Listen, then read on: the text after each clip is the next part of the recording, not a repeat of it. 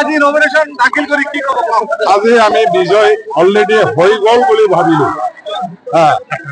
আজি মনোনয়ন পত্ৰ দাখিল কৰা হেজাৰ হেজাৰ অজস্ৰ মানুহবিলাকে অংশগ্ৰহণ কৰা দেখা যায়। এদিকে স্পষ্টভাৱে প্ৰমাণ হিচাপে দেখুৱাইছে যে বিপিএফ দলৰ 5টা সমষ্টিৰ 5জন কেণ্ডিডেট আমি যিসকল আছো আমি 5জনে ইতিমধ্যে জিকিছো।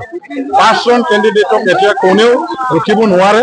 5জন কেণ্ডিডেট সবে বিপুল ভোটৰ ব্যৱধানত আমি সহজে জিকি যাব পাৰিম, ইয়াৰ কোনো সন্দেহ নাই।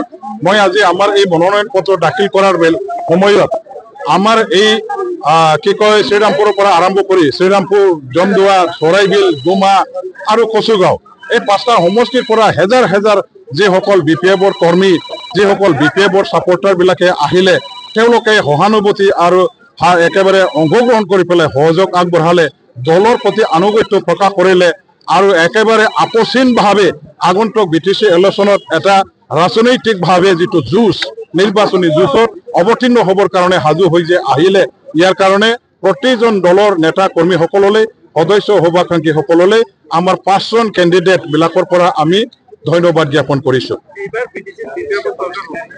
বিপিএফৰ চৰকাৰ ইতিমধ্যে হৈ গ'ল বুলি আপোনালোকে ধৰি লওক। বিপিএফৰ চৰকাৰ হোৱাটো কোনেও আৰু বাধা দিব নোৱাৰে। কোনো শক্তিয়ে আৰু বিপিএফ দলৰ চৰকাৰটো এতিয়া আৰু ৰখিব নোৱাৰে। ৰাইজৰ চৰকাৰ, বিপিএফৰ চৰকাৰ, হাগ্ৰামা মহিলাই সাহেবৰ নেতৃত্বত এতিয়া বিটিচিত শক্তিশালী চৰকাৰ, একক সংখ্যা গৰিষ্ঠতা অৰ্জন কৰি পেলাই আমি চৰকাৰ গঠন কৰিব পাৰিম, ইয়াত একো সন্দেহ নাই।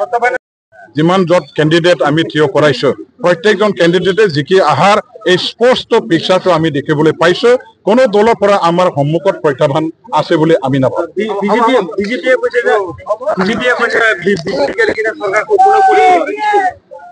সবে চৰকাৰ বনোৱাৰ কাৰণে দাবী জনায়, সবে নিজৰ শক্তি আছে বুলি সেইটো জাহিৰ কৰি ল'বৰ কাৰণে চেষ্টা কৰে।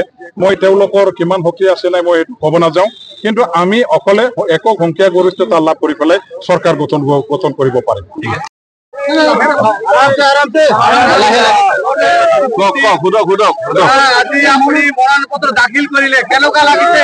নাই বাধা নাই, বহুত ফূৰ্তি আজি, বহুত আনন্দি, কিয়নো আজি আপোনালোকে দেখা পাইছে পুৰা গোসাইগাঁও ডিষ্ট্ৰিক্ট অৰ্থাৎ টাউন পুৰা ভৰ্তি হৈ গ'ল।